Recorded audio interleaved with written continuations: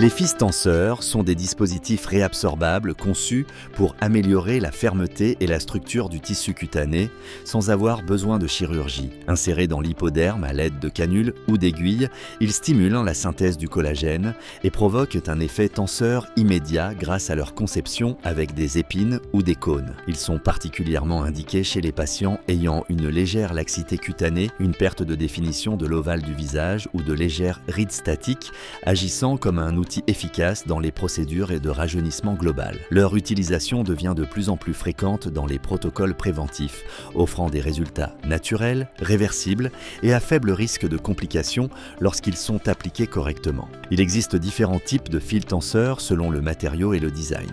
Les plus courants sont ceux en polydioxanone, PDO, acide polylactique ou polycaprolactone.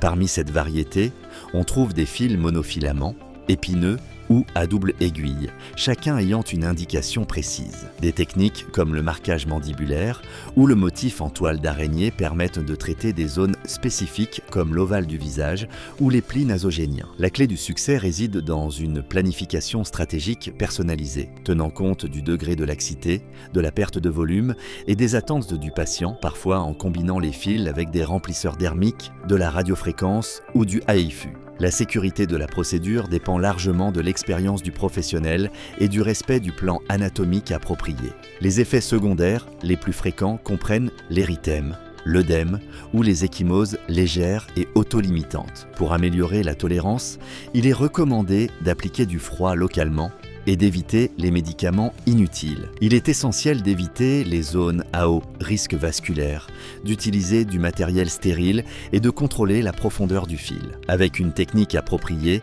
les fils tenseurs offrent une alternative minimalement invasive, efficace et de plus en plus demandée dans le domaine de la médecine esthétique du visage.